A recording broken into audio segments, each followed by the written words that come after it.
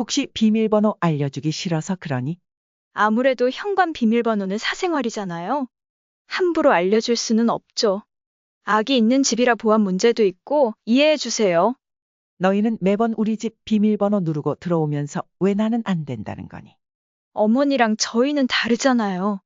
이불 속에서 몸을 한껏 웅크리고 다시 잠에 들까 말까 하는 찰나에 갑자기 삐삐삐 하며 현관문에서 비밀번호 입력 소리가 들리는 겁니다. 급히 옷매무새를 다듬고 긴장된 마음으로 방문을 바라보는데 그 문이 벌컥 열리더니 며느리가 들어오더군요. 오늘 급한 일이 있어서 시우이 좀 맡기려고 왔어요. 이아마 아들이 비밀번호를 알려줬겠지만 이렇게 허락도 없이 들어오는 건 도대체 무슨 예의인가 싶었습니다. 연락도 없이 갑작스럽게 와서 아이만 덜렁 놓고 가는 상황을 여러 번 겪다 보니 제 마음이 조금씩 불편해졌습니다. 저는 청주에 살고 있는 67의 평범한 엄마입니다. 딸 하나, 아들 하나, 두 자식을 키워냈고요. 큰딸은 경기도에 멀리 살아서 결혼 이후로는 명절이나 기념일에만 얼굴을 볼 수 있습니다. 그래도 딸이 가끔 전화를 걸어 엄마 잘 지내? 사라고 묻고 안부를 챙겨주는 덕에 자주 보지 못해도 마음은 여전히 따뜻하게 이어져 있죠. 하지만 둘째 아들 민준이와는 상황이 조금 다릅니다. 가까운 곳에 산다고 해서 마음까지 가까운 건 아니더군요. 민준이는 저와 같은 동네에 살고 있지만 자주 부대끼다 보니 오히려 불편한 사이가 되어버렸습니다. 얼굴을 자주 볼 수 있어서 좋을 거라 생각했던 마음은 어느새 사라졌고 결혼한 자식과는 어느 정도 거리를 두고 사는 게 낫다는 말이 실감되기 시작했죠. 민준이가 결혼하고 가까이에 살림을 차린다고 했을 때 솔직히 마음이 참 좋았습니다. 가까이 사니 밥이라도 같이 먹고 외로울 때면 자식 얼굴도 자주 볼 수 있겠다는 생각에 새 출발하는 아들 부부에게 기꺼이 무슨 부탁이든 들어주고 싶었어요. 아직 젊고 서툰 아이들이니 제가 조금이라도 돕는다면 더 잘 살 수 있을 것 같았죠. 하지만 호의는 한두 번일 때는 고마움을 느끼게 하지만 계속되면 엄마니까 당연히 해줘야 한다는 생각으로 변질되더군요. 처음에는 아들 부부에게 아이가 생기면서 문제가 시작되었습니다.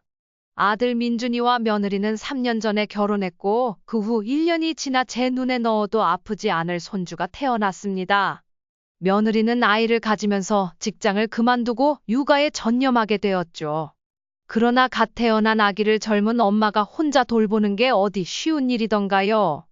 옆에서 가만히 지켜보니 육아 경험이 없는 며느리가 쩔쩔매는 모습이 눈에 선했습니다. 아기는 매일 밤 울어대고 며느리는 어쩔 줄 몰라 힘들어하는 모습이 애처로웠습니다.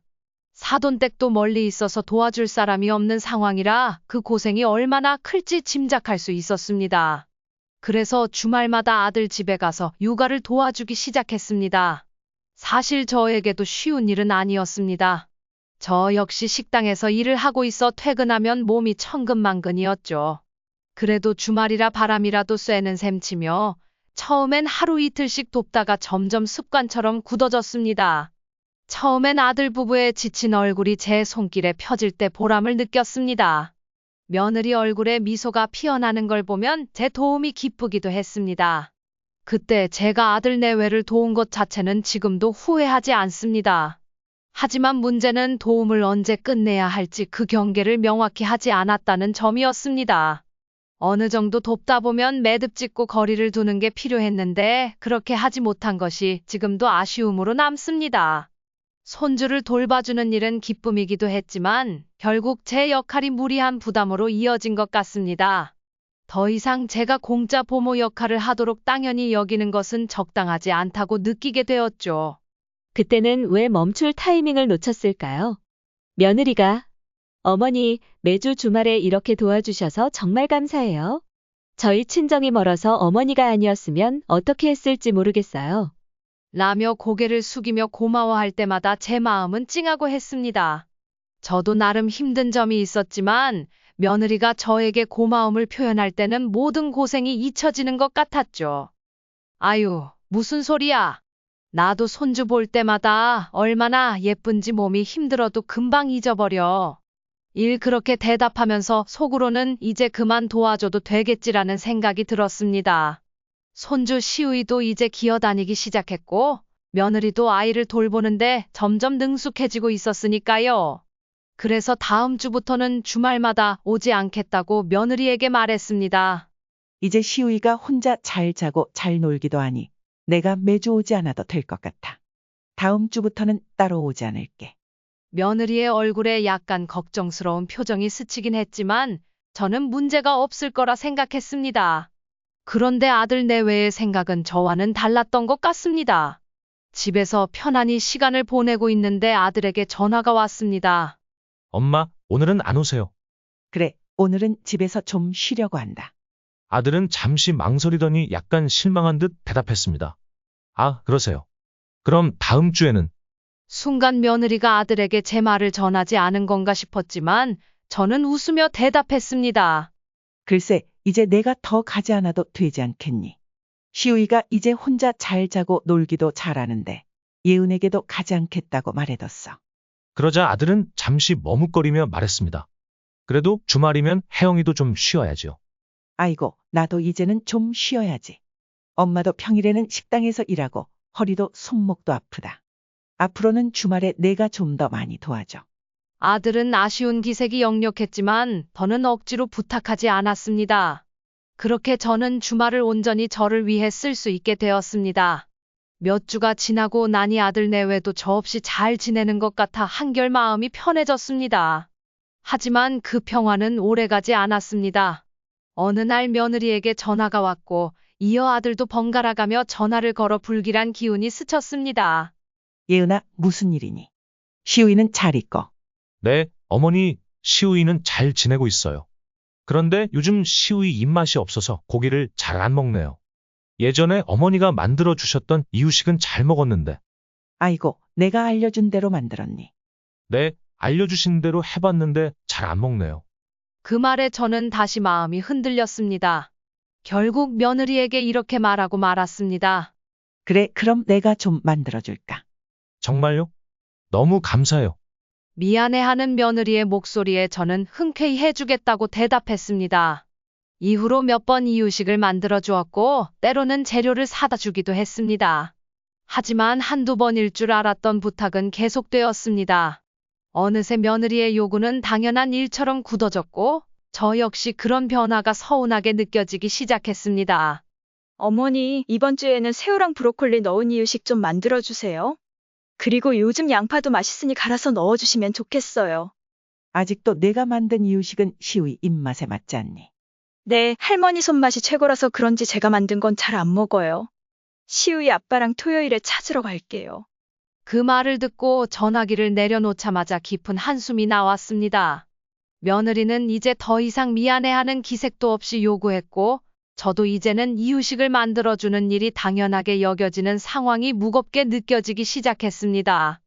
이렇게 계속되는 것이 맞나 싶었지만 주말마다 아들과 며느리가 찾아와 만들어둔 이유식을 가져가는 일이 몇 달간 이어졌습니다. 그리고 시간이 흐르자 손주를 집에 맡기고 나가는 날들이 생기기 시작했습니다. 엄마, 이번 주말에 시우이 좀 봐줄 수 있어요? 삼아들은 시우이 돌이 지나면서부터 저에게 조심스럽게 부탁하기 시작했습니다. 이번 주 결혼기념일이라 가까운 곳으로 여행이라도 다녀오고 싶어요. 아기가 있으면 제약이 많으니까. 말끝을 흐리며 저희 반응을 기다리는 아들의 모습이 눈에 선했습니다. 아기가 있으면 모든 것이 아기 중심으로 돌아가야 하니 결혼기념일을 맞은 신혼부부의 부탁을 거절하기는 어려웠습니다. 그래서 알았다고 했죠. 가끔 봐주는 일이니 아들 부부에게도 큰 도움이 될 것 같았어요.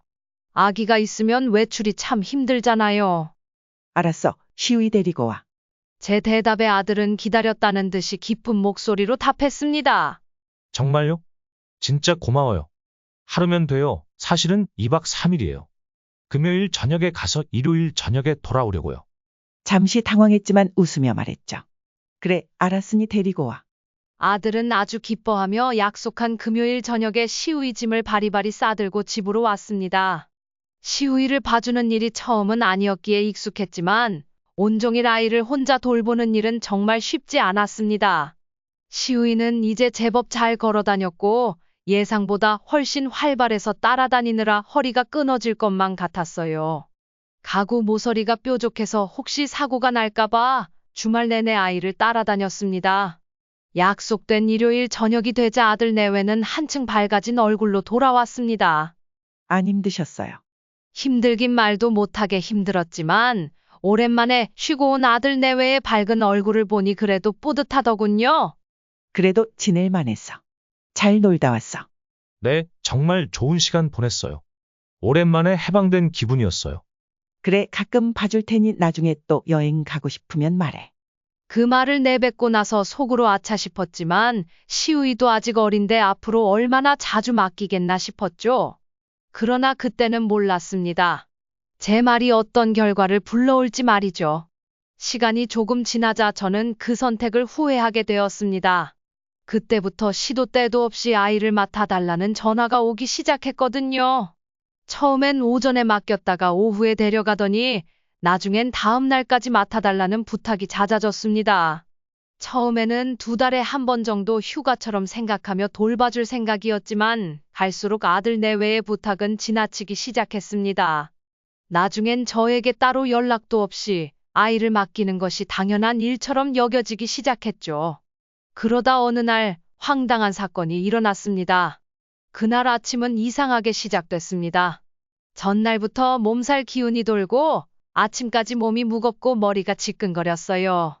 오랜만에 조금 늦잠을 자고 싶어 이불 속에서 몸을 웅크리고 잠을 청하려는 찰나 갑자기 삐삐삐 하며 현관문 비밀번호 입력 소리가 들리는 겁니다.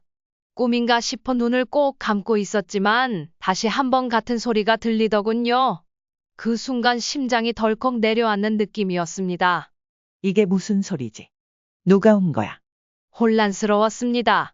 급히 일어나 옷매무새를 다듬고 긴장된 마음으로 방문을 바라보는데 문이 벌컥 열리더니 며느리가 시우이를 안고 들어오더군요.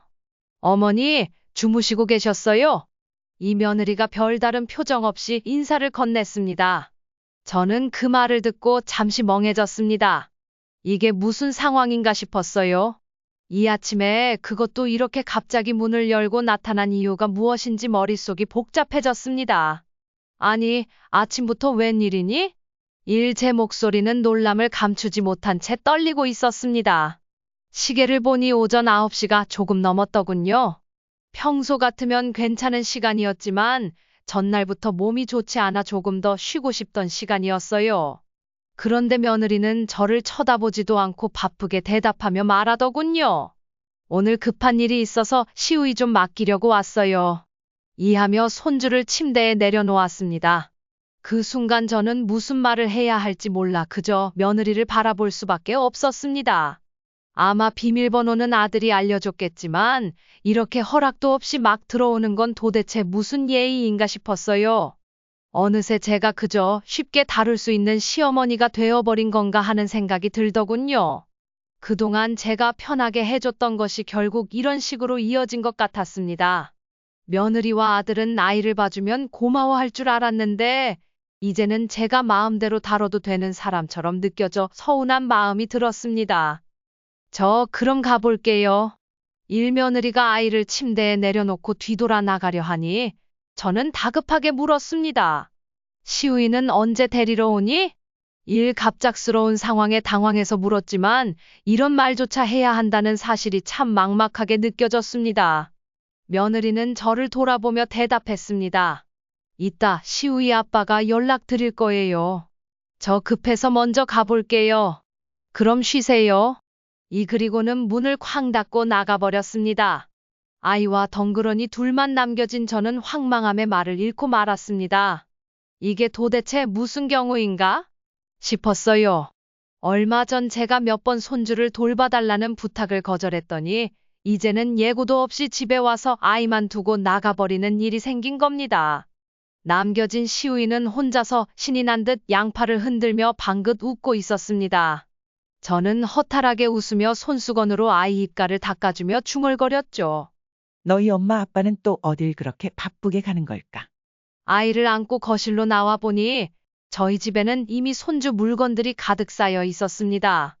거실에는 장난감들이 굴러다니고 식탁 위에는 간식과 영양제, 냉장고에는 이유식 재료가 가득했습니다. 모르는 사람이 보면 제가 아이를 키우는 줄 알 법한 상황이었죠. 평일에는 틈틈이 이유식을 만들고 주말에는 손주를 돌보며 어느새 손주와 아들 내외를 위해 생활이 맞춰져 있었습니다. 오랜만에 친구들과 점심 약속을 잡은 날 외출 준비를 하던 중 다시 익숙한 소리가 들렸습니다. 현관 비밀번호 입력 소리였습니다. 순간 머릿속이 멍해졌습니다. 설마 했는데 역시 아들과 며느리가 손주를 안고 당당히 들어왔습니다. 엄마, 저희 왔어요. 삼아들은 밝게 웃으며 손주를 제 앞으로 내밀었습니다. 제가 무슨 말을 꺼내기도 전에 며느리는 짐가방을 내려놓고 현관으로 나가려 했습니다.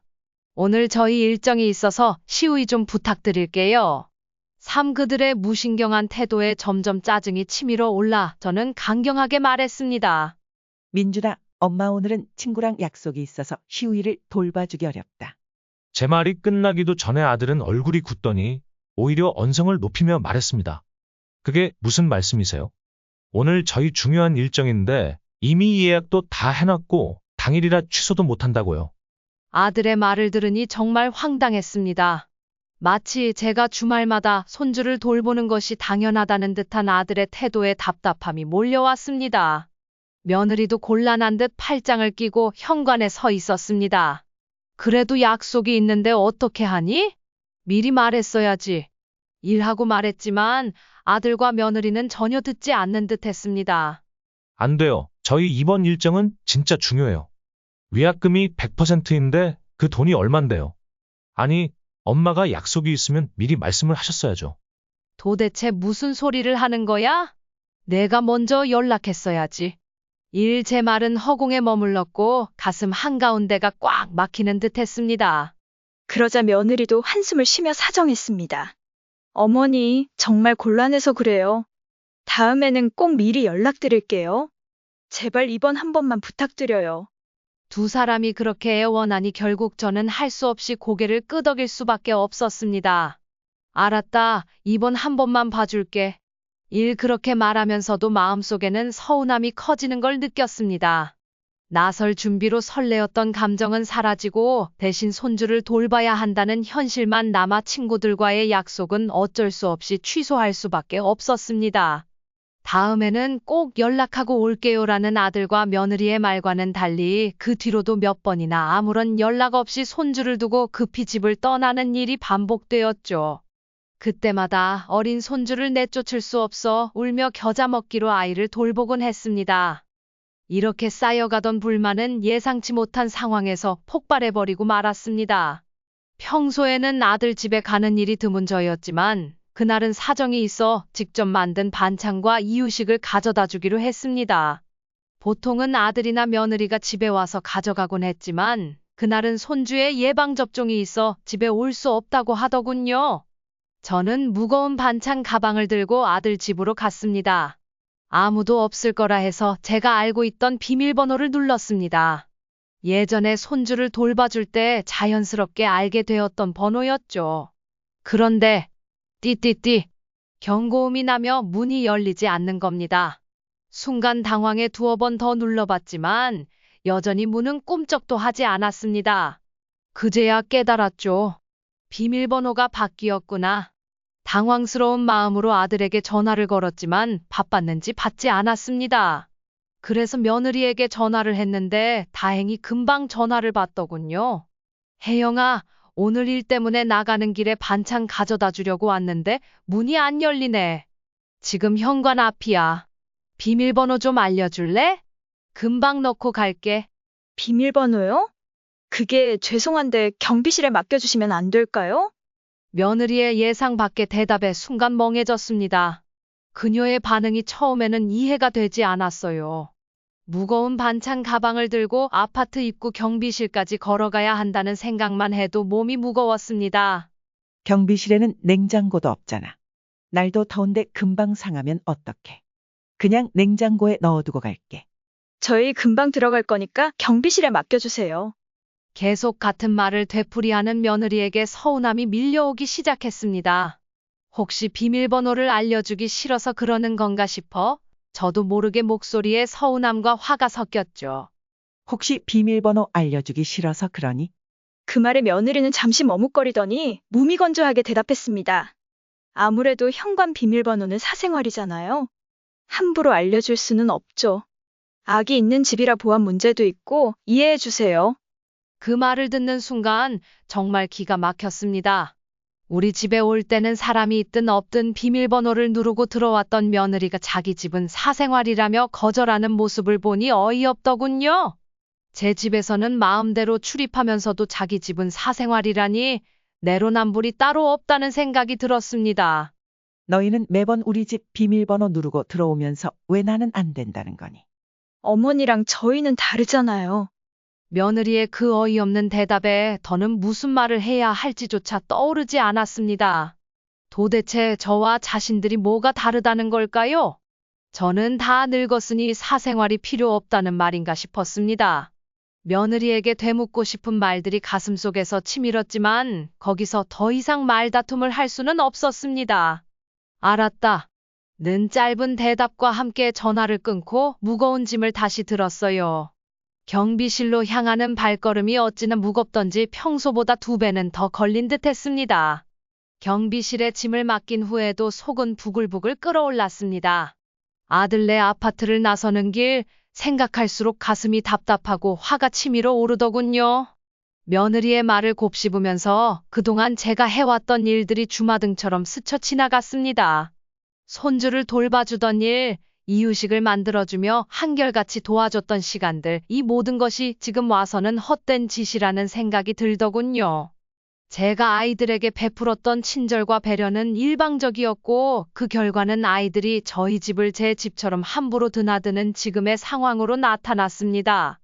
반대로 저는 자식들 집에 함부로 들어가면 안 되는 사람이 되었죠. 서운함의 마음 한구석이 텅 빈 듯한 느낌이 들었습니다. 생각해보면 어느 순간부터 며느리는 제가 그 집에 가려 할 때마다 이런저런 핑계를 대며 밖에서만 만나자고 했습니다. 어머니, 저희 집이 좀 정리가 안 돼서요. 다음에 오시면 제대로 대접해드릴게요. 처음엔 바쁘니 그러려니 했지만 계속 반복되다 보니 점차 이상하다는 생각이 들었습니다. 이제는 그 모든 핑계가 이해가 됩니다.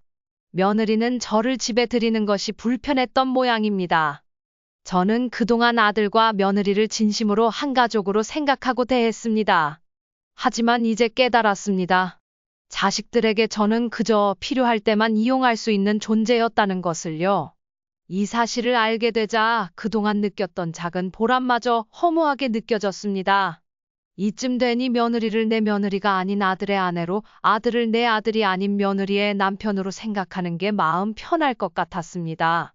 그동안 아들과 며느리와 가까이 지내려고 애썼던 제가 바보처럼 느껴졌습니다. 만약 손주를 돌봐준 것에 대해 진심으로 고마워했다면 이처럼 무시하는 태도를 보이지 않았겠지요.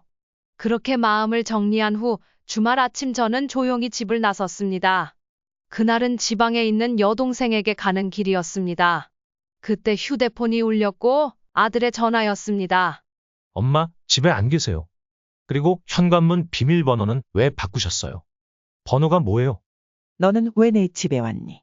그리고 비밀번호는 왜 물어봐? 오늘 갑자기 일이 생겨서요. 시우이 좀 봐주셔야 해요. 문이 안 열려서 그래요. 지금 번호 좀 알려주세요. 왜 내 집 비밀번호를 알려고 해? 앞으로 내 집 현관문 함부로 열지 마라. 그리고 주말에 시우이 맡기러 오지도 마. 나 지금 지방 내려가는 길이라 오늘 늦게 들어갈 거야. 뭐라고요? 갑자기 말도 없이 지방에 가시면 어떡해요? 내가 너한테 허락받고 나가야 하니. 너야말로 말도 없이 찾아와 놓고 비밀번호를 알려달라 말라 하는 게 무슨 경우야.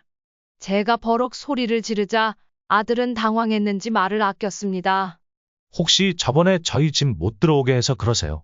뭘 그런 것 가지고 서운해하세요? 저희 집 비밀번호 알려드릴게요. 필요 없어.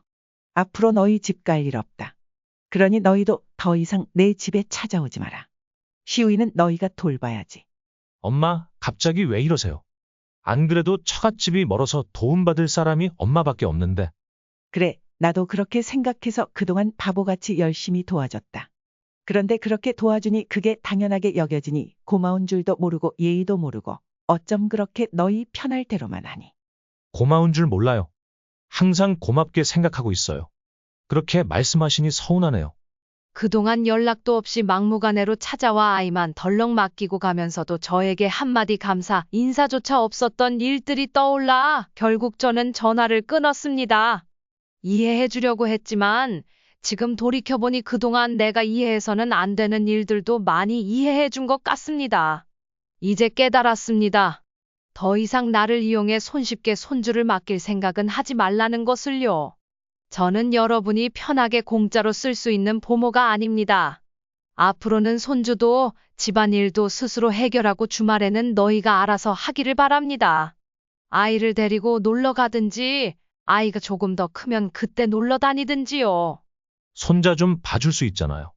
주말에 같이 있으면서 밥 차려주기만 하면 되는데 그게 그렇게 힘든 일인가요? 내가 직접 해보면 되겠지. 쉬운 일이라고 생각한다면 앞으로는 내가 손주를 돌보고 이유식도 만들어 먹여. 반찬 해다 주는 일도 없을 거야. 며느리가 당황한 목소리로 뭐라고 말했지만 이번만큼은 한 발자국도 물러설 생각이 없었습니다. 그동안 아들 부부가 몇 번이나 무리한 부탁을 해왔어도 저는 참아왔습니다. 어린 손주의 얼굴을 봐서라도 참아왔지만 이제 더는 참을 수 없었습니다. 매번 말로만 죄송하고 고맙다고 하면서도 행동은 하나도 바뀌지 않는 아들 내외가 괘씸했기 때문입니다. 그럼 오늘 시우이는 어떻게 해요? 정말 중요한 일정인데. 언제 너희 일정이 안 중요했니? 너희 아이 문제는 너희가 해결해야 할 문제야. 왜 나한테 계속 의지하려고 해? 더 이상 말해봐야 소용없을 것 같아서 전화를 끊었습니다. 그 순간 마음이 이상하게도 가벼워졌습니다. 아들 부부의 요구에 휘둘리며 살아온 시간이 주마등처럼 스쳐 지나갔습니다. 그동안 아들 내외가 힘들어할까봐, 손주가 불편할까봐 제가 먼저 나서서 도와줬는데 이제 더는 그렇게 하지 않겠다고 굳게 다짐했습니다. 칠순을 눈앞에 둔 제가 언제까지나 아들 뒤치다꺼리를 할 수는 없지 않습니까? 너무 오래 참았다는 생각이 들자 서운함이 조금 남았지만 홀가분한 기분이 더 크게 다가왔습니다. 이제부터는 내 시간과 내 삶을 우선으로 하겠다는 결심이 저를 편안하게 만들어 주었습니다. 이번 일을 통해 중요한 깨달음을 얻었습니다. 아무리 가까운 사람이라도 나 자신을 잃어가며 상대방의 요구에 맞출 필요는 없다는 것을요. 진정한 관계라면 서로가 서로의 경계를 존중하며 배려할 때 건강하게 유지될 수 있다는 사실을 깨달았습니다. 어머니로서 가족을 위해 헌신하는 것은 당연하지만 무조건적일 필요는 없습니다. 가족이라도 서로의 삶과 시간을 존중해주지 않으면 결국 관계는 한쪽으로 기울어질 수밖에 없습니다. 이제는 매번 손주를 돌보며 시간을 쪼개는 대신 나 자신을 위한 시간을 가질 수 있다는 생각에 마음 한구석이 풀어지는 듯합니다.